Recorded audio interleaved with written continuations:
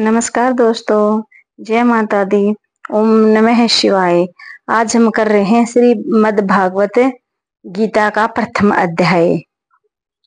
धृतराष्ट्र बोले, हे संजय, धर्म भूमि कुरुक्षेत्र में एकत्रित युद्ध की इच्छा वाले मेरे और पांडवों के पुत्रों ने क्या किया? संजय बोले, उस समय राजा दुर्योधन ने व्यवहारयुक्त पांडवों की सेना को देखकर और द्रोणाचार्य के पास जाकर यह वचन कहा, हे आचार्य, आपके बुद्धिमान शिष्य द्रुपद धृत धूम्र द्वारा व्यवहार कुल खड़ी की हुई है। पांडवों की इस बड़ी भारी सेना को देखिए।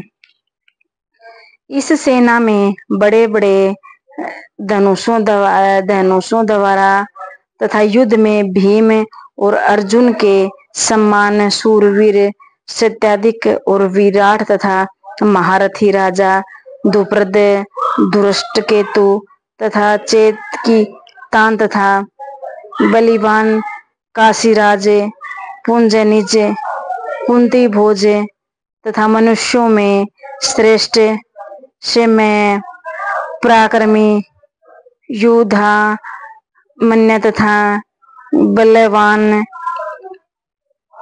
उत्तम मौजा सुभद्रा पुत्र अभिमन्यु तथा द्रौपदी के पुत्रों में पांचों पुत्र ये सभी महारथी हैं।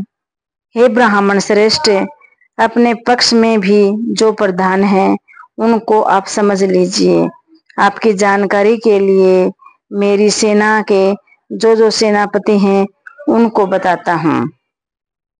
आप द्रोणाचार्य और पिता भीष्म तथा कर्ण और संग्राम विजयी कृपाचार्य तथा वैसे ही अश्वत्थामा विकर्ण और सोमदत्त का पुत्र भूरिश्रवा है। और भी मेरे लिए जीवन की आशा त्याग देने वाले बहुत से सूरवीर अनेक प्रकार के शस्त्रों से सुसज्जित और सब के सब युद्ध में चतुर हैं।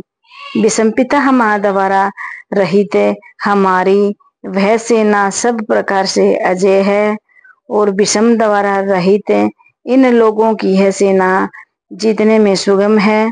इसलिए सब मोर्चों पर अपनी अपनी जगह स्थित रहते हुए आप लोग सभी निसंदेह विषमपिता में हैं कि सब ओर से रक्षा करें। कौरवों में वृद्ध बड़े प्रतापी विषमपिता में हैं। विषम ने उन दुर्योधन के हृदय में हर्ष उत्पन्न करते हुए ऊंचे स्वर से सिंह की दहाड़ के समान गरज कर शंख बजाया। इसके पश्चात शंख और नगाड़े तथा ढोल मृदगण और नरसिंगे आदि बाजे एक साथ ही बज उठे। उनका वह शब्द बड़ा भयंकर हुआ। इसके अनंतर सफेद घोड़ों से युक्त उत्तम रथ में बैठे हुए श्री कृष्ण महाराज और अर्जुन ने भी अलौकित शंख बजाए।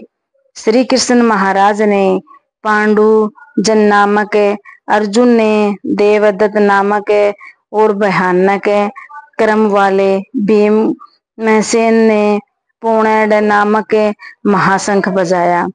कुंती पुत्र राजा युधिष्ठिर ने अंतर्जनिक विजय नायक और नकुल तथा सहदेव ने सुघोष और मणि पुष्पनाशक शंख बजाया।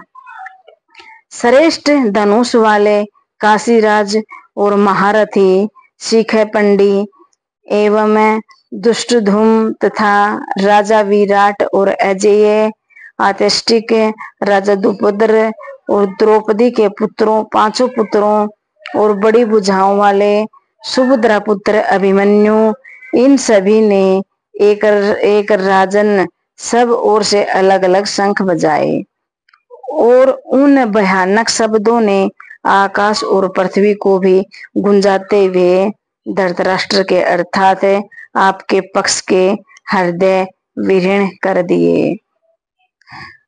हे राजन, इसके बाद कपिध्वज अर्जुन ने मोर्चा बांधकर डटे हुए धृतराष्ट्र संबंधियों को देखकर उस शस्त्र चलाने की तैयारी के समय धनुष उठाकर हरिकेश श्री कृष्ण महाराज ने से यह वचन कहा, हे अंजन्य, मेरे रथ को दोनों सेनाओं के बीच में खड़ा कीजिए और जब तक कि मैं युद्ध क्षेत्र में डटे हुए युद्ध के अभिलाषी उन विपक्षी योद्धाओं को भली प्रकार देख लूं कि इस युद्ध रूप व्यापार में मुझे किन किन के साथ युद्ध करना योग्य है, तब तक उसे खड़ा रखिए।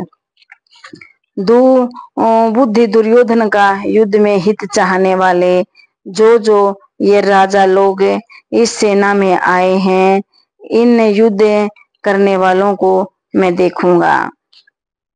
संजय बोले, हे धृतराष्ट्र, अर्जुन द्वारा इस प्रकार कहे हुए महाराज श्री कृष्णचंद्र ने दोनों सेनाओं के बीच में भीष्म और द्रोणाचार्य के सामने तथा संपूर्ण राजाओं के सामने उस रथ को खड़ा करके इस प्रकार कहा कि हे पार्थ, युद्ध के लिए जुटे हुए इन कौरवों को देखो। इसके बाद प्रथापुत्र अर्जुन ने उन दोनों की सेनाओं में स्थित ताऊ, चाचाओं, दादाओं, परदादाओं को, गुरुजनों को, माताओं को, भाइयों को, पुत्रों को, पोत्रों को तथा मित्रों को, ससुरों को और सहृदयों को भी देखा और वे का पूर्वार्थ उन उपस्थित संपूर्ण बंधुओं को देखकर वे कुंती पुत्र अर्जुन अत्यंत करुणा से युक्त होकर शोक करते हुए यह वचन बोले। वे का उत्तराधा और वे का पूर्वाधा अर्जुन बोले, हे कृष्ण, युद्ध क्षेत्र में डटे हुए युद्ध के अभिलाषी तथा सौजन समुदाय को देखकर मेरे अंग स्थिल हुए जा रहे हैं और मुख सूखा जा रहा है तथा मेरे शरीर में कंपन तथा रोमांस हो रहा है। हाथ से गांडवी धनुष गिर रहा है और त्वचा भी बहुत जल रही है तथा मेरा मन भ्रमित सा हो रहा है, इसलिए मैं खड़ा रहने को भी समर्थ नहीं हूँ। हे केशव, मैं लक्षणों को भी विपरीत ही देख रहा हूँ तथा युद्ध में स्वजन समुदाय को मारकर कल्याण भी नहीं देखता। हे अर्जुन, मैं तो विजय चाहता हूँ और न राज्य तथा सुखों को ही। हे गोविंद, हमें मेरे राज्य से क्या प्रयोजन, अर्थात ऐसे भोगों और जीवन से भी क्या लाभ है जिसमें हमें जिसके लिए राज्य, भोग और सुख आदि अभिष्ट हैं, वे ही ये सब धन और जीवन की आशा को त्याग कर युद्ध में खड़े हैं। गुरुजन, ताऊ, चाचे, लड़के और इसी प्रकार दादे, मामे, ससुर, पुत्र, साले तथा और भी संबंधी लोग हैं। ए मधुसूदन, मुझे मारने पर भी अथवा तीनों लोगों के राज्य के लिए भी मैं इन सब को मारना नहीं चाहता, फिर पृथ्वी के लिए तो कहना ही क्या है। हे जनार्दन, हे धृतराष्ट्र के पुत्रों को मारकर हमें क्या प्रसन्नता होगी, इन अतिथियों को मारकर तो हमें पाप ही लगेगा। ये तब हे माधव, अपने ही बंधु धृतराष्ट्र के पुत्रों को मारने के लिए हम योग्य नहीं हैं, क्योंकि अपने ही कुटुंब को मारकर हम कैसे सुखी होंगे। यद्यपि लोभ से भ्रमचित हुए ये लोग कुल के नाश से उत्पन्न दोष को और मित्रों से विरोध करने में पाप को नहीं देखते, तो भी हे जनार्दन, कुल के नाश से उत्पन्न दोष को जानने वाले हम लोग इस पाप से हटने के लिए क्यों नहीं विचार करना चाहिए। कुल के नाश से सनातन कुल धर्म नष्ट हो जाते हैं। धर्म के नाश हो जाने पर संपूर्ण कुल में पाप भी बहुत फैल जाता है। हे श्री कृष्ण, पाप के अधिक बढ़ जाने से कुल की स्त्रियां अत्यंत दूषित हो जाते हैं और वर्षणों स्त्रियों के दूषित हो जाने पर वर्ण संकर उत्पन्न होते हैं। वर्ण संकर कुल घातियों को और कुल को नरक में ले जाने के लिए ही होते हैं। लुप्त हुई पिंड तथा जल की क्रियाओं वाले अर्थात श्राद्ध और तर्पण से वंचित इनके पितृलोक भी अधोगति को ही प्राप्त होते हैं। इन वर्ण संकर कारक दोषों से कुल घातियों के सनातन कुल धर्म और जाति धर्म नष्ट हो जाते हैं। हे जनार्दन, जिनका कुल नष्ट हो गया है ऐसे मनुष्यों का अनिश्चय काल चक्कर नरक में वास करता है, ऐसा हम सुनते आए हैं।